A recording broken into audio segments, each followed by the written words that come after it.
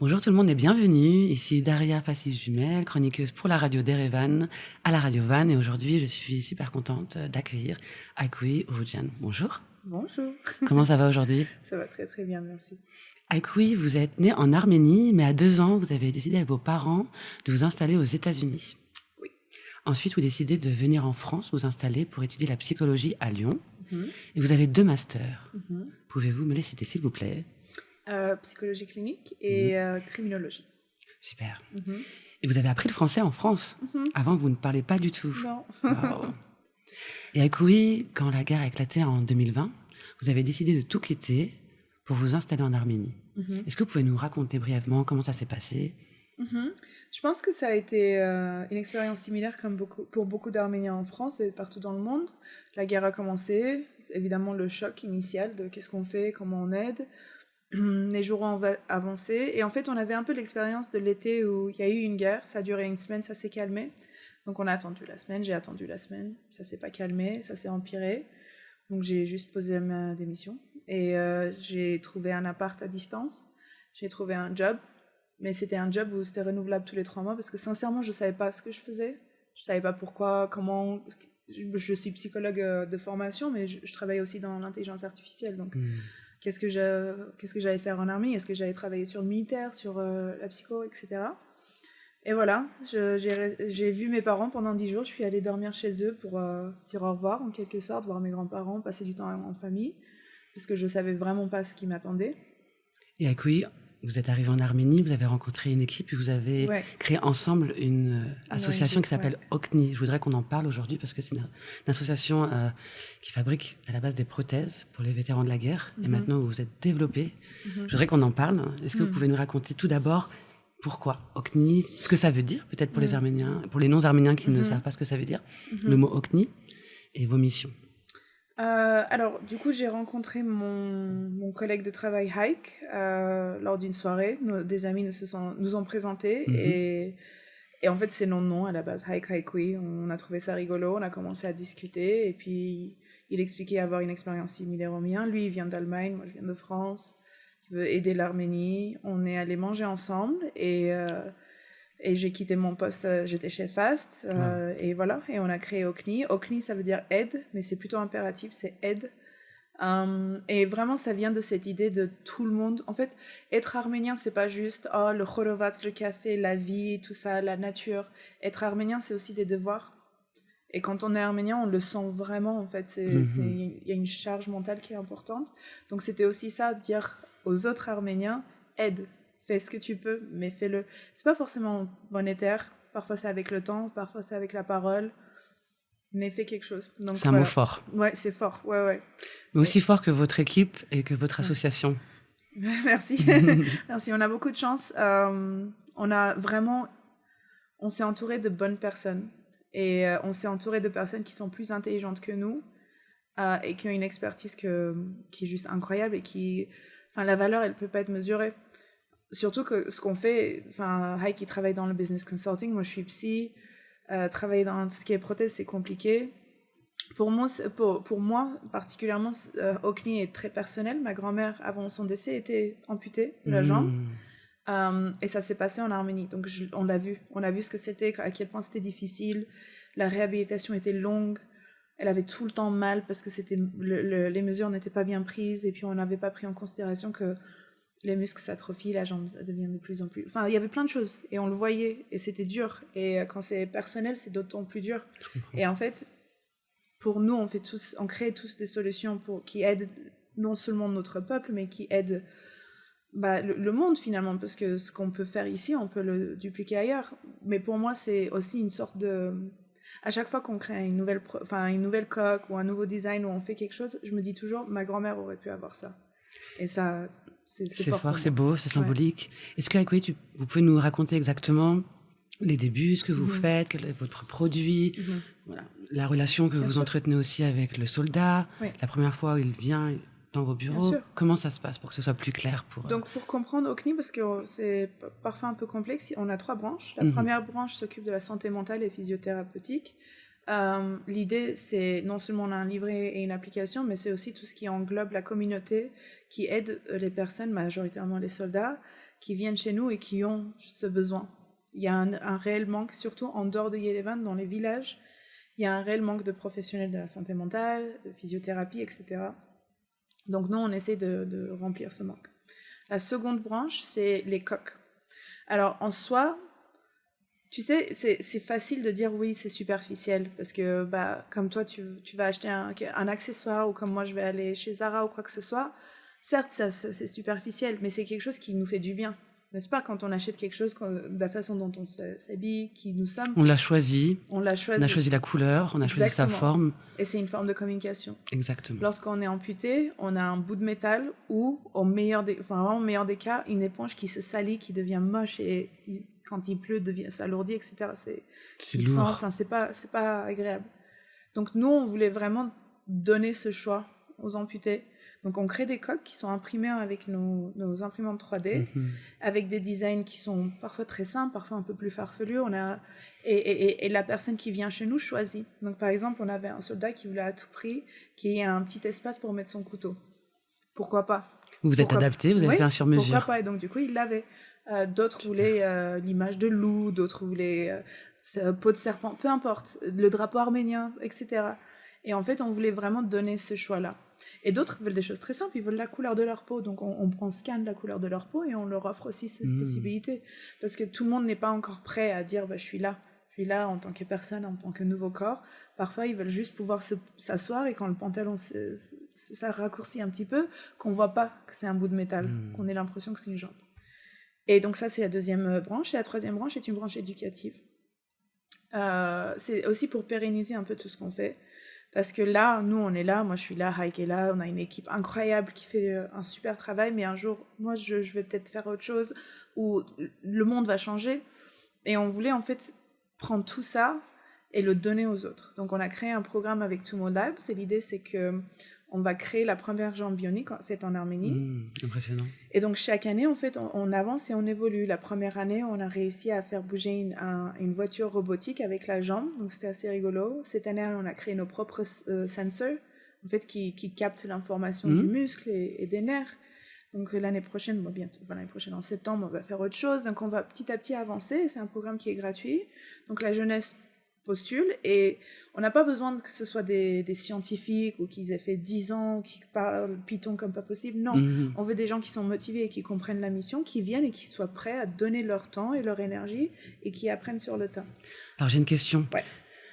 Pour moi, c'est assez délicat de tout comprendre dans le sens où j'ai le sentiment que les institutions, que la santé mentale en Arménie est hyper non efficace, il n'y a pas les moyens, les conditions dans les hôpitaux, on peut même regarder dehors, les infrastructures et tout, c'est quand même assez pauvre et pas très bien développé.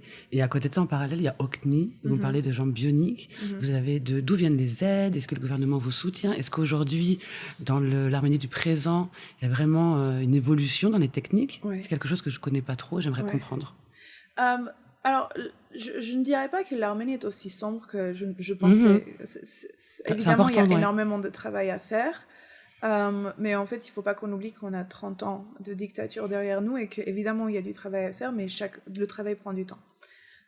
Donc évidemment, il y a beaucoup de choses à développer, à construire, et comme le titre l'indique de notre ONG, on aide, parce que c'est notre devoir. Donc nous, on arrive là où il y avait un manque, on remplit ce manque. L'argent, majoritairement, et la quasi-totalité de l'argent vient de Friends and Family. À la base, c'est notre argent, l'argent de nos amis, l'argent des amis. On a eu quelques fonds d'aide, par exemple la fondation Gulbenkian qui nous a vachement aidés. Et c'est vraiment juste des personnes qui croient au projet et qui veulent que ça avance. Alors nous, on essaye de rester loin de tout ce qui est religieux et gouvernemental, tout simplement parce qu'on veut que tout le monde puisse avoir l'impression qu'ils ont leur place chez nous, parce que c'est très difficile, dès qu'il y a politique et religion qui rentrent en jeu. Ça devient compliqué. Puis surtout en Arménie, et puis surtout pour nous, parce qu'on est diasporans majoritairement. Bon, évidemment, maintenant notre équipe est 50-50, mais au début, on était diasporans, donc on voulait surtout pas venir et dire on sait tout, on fait comme on veut. Non, on devait être humble pour pouvoir avancer comme il fallait. Et j'aimerais savoir comment se passe la première relation avec le soldat qui est arménien d'ici. Est-ce qu'il est impressionné la première fois qu'ils rentrent dans vos bureaux parce que vous m'expliquez que vous avez une super équipe de diaspora, d'Arméniens ici de la diaspora, technologie high-tech. Ça peut impressionner quand même. Comment vous faites pour détendre, pour créer une relation de confiance avec l'homme soldat? C'est là où mon expérience de psychologue entre jeu. Non, mais c'est surtout, en fait, c'est assez... Déjà, ça dépend. Parfois, nous, on va chez le patient. Parfois, le patient vient chez nous. Tout le monde n'est pas doté de voiture ou de la capacité de bouger. Chaque personne vit une expérience différente par rapport à son amputation. Parfois, on va chez eux, littéralement dans leur maison. Parfois, leur lieu de travail. Parfois, leur salle de sport. On a déjà mesuré dans une salle de sport. Donc, on s'adapte. Mais souvent, ce qui se passe, et c'est là où on a vraiment cette magie de notre binôme avec Haïk, c'est qu'il y a vraiment le mâle et le masculin, le féminin, et puis ce côté vraiment un peu libre. On arrive détendu, tranquille. On sait l'expérience que le soldat a vécue est affreux, il n'y a pas de mots.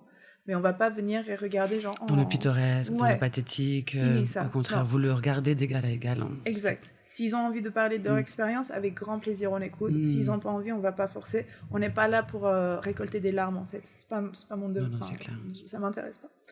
Donc souvent, on prend le temps de se connaître. Un peu, on se raconte nos vies, leur travail, leur famille. Ah, tu t'es fiancé aussi ou ça. S'ils viennent chez nous, on leur montre les labos pour qu'ils imaginent un peu ce qui se passe. Et en plus, on travaille au Engineering City, donc il y a plein d'autres entreprises qui font des trucs assez incroyables. Il y a des drones, enfin c'est cool. Ça détend vachement c'est même pas ça impressionne, c'est cool. Franchement, c'est comme dans un film. Donc du coup, c'est relaxant. Et après, on explique exactement comment ça va se passer.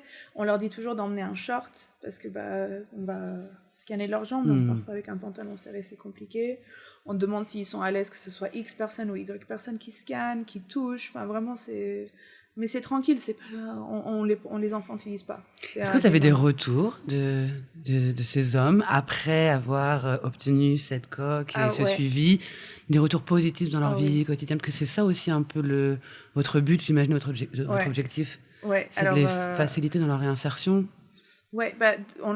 C'est assez intéressant parce qu'on en a vu se fiancer, trouver du travail, plein de changements. Mais la phrase qui me touche le plus, en fait, la première fois que j'ai entendu cette phrase-là, ça m'a bouleversée et je pense que je partirai de ce monde avec cette phrase dans la tête.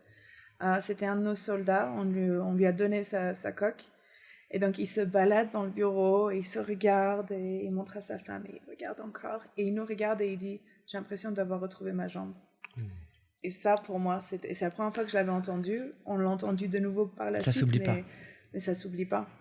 C'est ce qui motive pour continuer. Mais évidemment. Et en fait, je me suis sentie tellement petite, mais dans le bon sens, parce que je me suis dit, OK, le Haut-CNI, j'ai fait un petit peu ma part. Et ça me donne envie de faire encore plus, parce que c'est trop beau. C'est trop beau que quelqu'un ait cette impression-là, parce que je ne peux même pas imaginer l'expérience qu'il a vécue pour arriver à ça. Et qu'il m'offre en fait ça, parce que moi, ce que j'ai fait à côté, c'est rien. Lui, il m'a donné la chance d'être libre dans mon pays. Il a défendu mon pays. Et moi, j'ai juste donné un bout de plastique. Et voilà. Et donc, oui, ce genre de retour est incroyable. Les seuls rares retours négatifs qu'on a, c'est souvent, parfois, nos soldats, ils sont un peu casse-couilles. Ils aiment bien taper dans les choses et ils cassent leur coque. Donc, ils arrivent en mode, je peux avoir un autre. C'est vrai, ça s'est arrivé. Ouais, c'est arrivé. On en a un, il est coach sportif. Et on le dit toujours, quand tu prends les poids très, très lourds, fais un peu attention. C'est comme ton iPhone. Tu vas pas mettre ton iPhone sous un poids de 40 kilos. Mais il écoute pas. C'est pas grave. Il faut préciser que ces coques sont gratuites. Ils ne payent pas.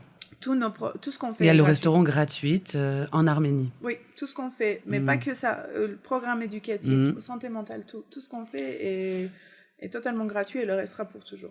Alors, l'association Haut-CNI, elle est basée à Erevan. On parle souvent d'Erevan. Je voudrais savoir quelles sont vos missions, vos actions dans les villages. Parce qu'en fait, les personnes ont du mal aussi à... Ils ne peuvent pas tout le temps se déplacer. Il y a des villages isolés. L'Arménie, c'est quand même assez grand. On va chez eux. Ce qu'on a fait l'année dernière, on a fait un roadshow. On le refera cette année aussi. Et on a loué un van. On a pris certaines personnes de nos équipes. On a pris plein de matériel. Et on est allé chez eux. On a fait le tour d'Arménie. Et vraiment, on a juste... évidemment, on a fait des pubs en ligne pour qu'ils sachent. Il y avait des événements où, en groupe, on pouvait les rencontrer. Ceux et celles pour qui c'était un peu plus difficile ou qui étaient encore en train de se rétablir, on allait chez eux. Et voilà, c'est ce qu'on fait. On va chez eux. Et alors, je crois que j'ai lu sur votre site internet que vous avez une sorte d'application où vous pouvez proposer des exercices. Oui, alors c'est dommage, j'ai pas emmené le livret. Cette application, ce que vous proposez, j'aime bien, je trouve ça intéressant. Ouais, alors du coup, là, on fait des modifs sur iPhone, donc il est actuellement non disponible sur iPhone, mais il viendra parce qu'on voulait l'améliorer. Sur Android, il est toujours. Il fonctionne plutôt bien. Et l'idée, c'est un peu... c'est comme un jeu, ou comme n'importe quelle application de fitness. C'est tous les jours, on se log. On fait les massages, on fait les exercices. Et en fait, tout le matériel, que ce soit tapis de yoga, le ballon, les élastiques, on l'offre. Il suffit juste de nous passer un coup de fil, de nous envoyer un mail et on l'envoie chez vous. Ça leur permet d'être totalement, presque autonomes. Oui, mais pas que eux. Pas que eux. En fait, l'idée, c'est que personne ne se rétablit seul, ou en tout cas ne devrait pas se rétablir seul. Il y a toujours des personnes autour, que ce soit l'époux, l'épouse, famille, etc. Et l'idée, c'est aussi d'informer ceux qui sont autour. Parce que c'est un peu comme une femme enceinte qui vit une expérience qui est très particulière. Et c'est parfois difficile quand on entend les femmes enceintes d'expliquer leur expérience. On a l'impression, on essaye d'imaginer, mais c'est pas tout à fait pareil. Or là, on voulait donner cette possibilité. Ce goût. Voilà, c'est ça. C'est ça, par exemple, les douleurs fantômes. Qu'est-ce que c'est? On explique en détail. Si la personne fait une crise de panique, qu'est-ce qu'on fait? Qu'est-ce que ça veut dire? Pourquoi? Etc. Parce qu'autour, il faut qu'on puisse comprendre aussi. Alors, Aikoui, vous revenez d'un long séjour. Vous avez participé à un concours. Oui. Est-ce que vous pouvez nous expliquer un peu ce que vous avez fait? Alors, on a eu la chance d'être accepté comme participant pour le programme Nelouge. Bravo. Et c'était plutôt cool, c'était 23 startups et en gros, on a combattu pour gagner des places. Et c'était vachement intéressant. Donc, c'était un programme qui était organisé par le ministère High-Tech. Et l'idée, c'est de mettre en avant les startups arméniens qui poussent un peu le domaine vers ses limites et qui créent des choses incroyables. J'ai jamais autant appris en si peu de temps, vraiment, parce que je voyais nos collègues créer des choses incroyables. On a parlé de lasers, de propulsion, de je sais pas quoi, d'avions. Et c'était incroyable, c'était ultra motivant parce que vraiment, genre... Les autres associations? Ouais. Les autres, c'était des startups. Nous, on a arméniennes. participé, on a participé en tant que ONG, mais aussi pour notre startup qui commence bientôt. Okay. L'idée, c'était de faire moite-moite parce que l'ONG continue de fonctionner et continuera. Mais évidemment, on tend vers d'autres horizons. Vous pouvez nous expliquer un peu la start-up? L'idée, c'est que les coques qu'on crée, on voudrait les vendre à l'étranger. On va commencer par l'Allemagne dans un premier temps. Et l'idée, c'est on sait ce qu'on produit, on sait que ça marche bien. Ça fait 2 ans qu'on le fait. Ça fait 2 ans qu'on essaye, qu'on tente, qu'on améliore. Et pourquoi pas, en fait, créer nos produits en Arménie, les vendre à l'étranger et ramener une portion des benefits, que ça revienne en Arménie chez Okni. Et en fait, c'est un système qui fonctionnera naturellement. Non seulement on aura des coques partout dans le monde où ce sera écrit Made in Armenia, mais en plus, ce sera de l'argent continuellement en fait, qui rentre dans les poches d'Okni et qui nous permettra de continuer notre travail.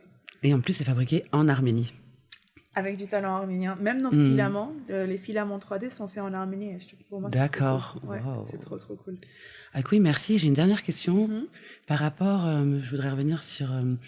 votre explication quant aux coques, vous expliquez que c'était peut-être stérile de faire des coques esthétiques, mais pas tant finalement. Ouais. Est-ce que c'est un moyen aussi de, pas contrecarrer, mais tous ces stéréotypes, cette discrimination aussi sur le handicap?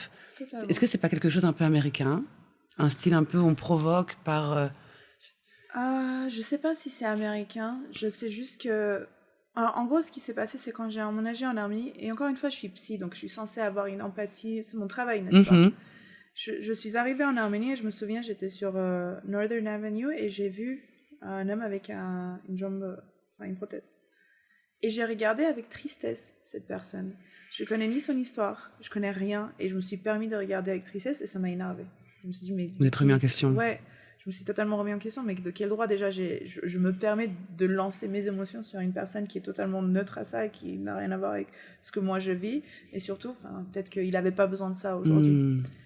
Et en fait, je me suis rendu compte que si moi, ou c'est mon travail, et c'est mon pays, je suis pas capable de faire la distinction, c'est qu'il y a un problème. Puis donc, du coup, j'ai fait énormément de recherches, on a fait beaucoup de recherches, et on s'est rendu compte que le stigma et le mal-être psychologique autour de l'amputation et même de l'handicap est ultra important, surtout ici. En Arménie. Donc, oui, bien sûr, changer, mais sincèrement, c'est c'est trop cool de voir quelqu'un avec une coque qui a un design de malade. C'est comme un joli sac, c'est comme, je sais pas. Ça rend la chose plus légère, d'une certaine façon. Oui, parce que... C'est une prothèse. Ouais, je pense que Au-delà, c'est bon, ça suffit, on a assez... Ouais. On a assez pleuré, on a assez crié, c'est bon, maintenant on a aussi le droit d'avoir une meilleure vie et de se sentir cool et voilà. Une question plus personnelle pour vous, quels sont vos projets pour les 6 prochains mois en Arménie? Vivre. Vivre, c'est beau. Ouais, Vivre. C'est plutôt pas mal. Je pense que l'Arménie est un pays où on a du mal à... j'aime bien cette phrase quand tu veux faire rire Dieu, dis-lui tes projets. Donc, vous êtes croyante? Depuis que j'ai emménagé ici, oui. Ouais, j'ai une autre... Enfin, je sais pas si c'est la croyance, la spiritualité, mais j'ai une autre relation avec la vie et la valeur de la vie depuis que je suis là. Je comprends bien. En tout cas, de ce que je vois, c'est que vous vous inspirez vachement de votre vécu, de vos situations au quotidien pour en faire une force et apporter à l'Arménie de l'innovation, de la créativité, beaucoup d'empathie aussi. Et apparemment une équipe bien performante. Ah oui.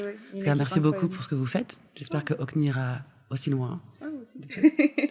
Merci d'être venu aujourd'hui. C'était intéressant cette discussion avec vous. Et bonne continuation. Merci. Au revoir. Au revoir.